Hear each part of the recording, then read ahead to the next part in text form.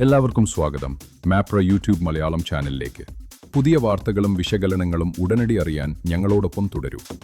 തമിഴ്നാട് മുഖ്യമന്ത്രി പദത്തിലേക്ക് നടൻ വിജയ് എടുക്കുമ്പോൾ ആലപ്പുഴയ്ക്കുമുണ്ട് വിജയ് ഓർമ്മകൾ. അനിയത്തിപ്രാവിന്റെ തമിഴ് പതിപ്പായ കാതലുക്ക് മര്യാദയുടെ ഷൂട്ടിംഗ് ഭൂരിഭാഗവും ആലപ്പുഴയിലായിരുന്നു. അനിയത്തിപ്രാവ് സൂപ്പർ ഹിറ്റാക്കിയ സംവിധായകൻ ഫാസിൽ തന്നെയാണു വിജയിനെ നായകനാക്കി തമിഴ് ചിത്രവും സംവിധാനം ചെയ്തത്.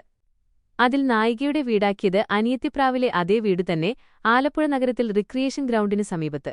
കാതലുക്ക് മര്യാദയ്ക്ക് ശേഷം കണ്ണുക്കുൾ നിലാവ് എന്ന ചിത്രവും വിജയിനെ നായകനാക്കി ഫാസിൽ സംവിധാനം ചെയ്തു. അതിന്റെയും പ്രധാന ലൊക്കേഷൻ ആലപ്പുഴയായിരുന്നെന്നു cinema production controller A Kabeer ഓർത്തെടുക്കുന്നു. ആലപ്പുഴയെ കൂടാതെ പൊള്ളാച്ചിയും കൊടൈക്കനാലുമായിരുന്നു മറ്റു ലൊക്കേഷനുകൾ. കണ്ണുക്കുൾ നിലാവിൽ വീടിനുള്ളിലെ ചില രംഗങ്ങൾ മുഹമ്മയിലെ ഒരു വീട്ടിലാണു ഷൂട്ട് ചെയ്തത്. ആ സമയത്തു ലോക്സഭയിലേക്ക് തിരഞ്ഞെടുക്കപ്പെട്ട വി.എം. സുധീരൻ ആഹ്ലാദപ്രകടനത്തിനിടെ ഷൂട്ടിംഗ് സ്ഥലത്തെത്തിയിരുന്നു. മറ്റൊരു വിജയ് ചിത്രമായ സുറയുടെ ഷൂട്ടിംഗ് തോട്ടപ്പള്ളിയിൽ ആരംഭിച്ചിരുന്നു. തെങ്കാശിയിൽ നിന്നും മറ്റും ആരാധകർ ബസ്സുകളിൽ തോട്ടപ്പള്ളിയിലേക്കെത്തി തിരക്കായതോടെ ഷൂട്ടിംഗ് മുടങ്ങി. മറ്റേതോ തീരത്താണു ബാക്കി ഷൂട്ട് ചെയ്തത്.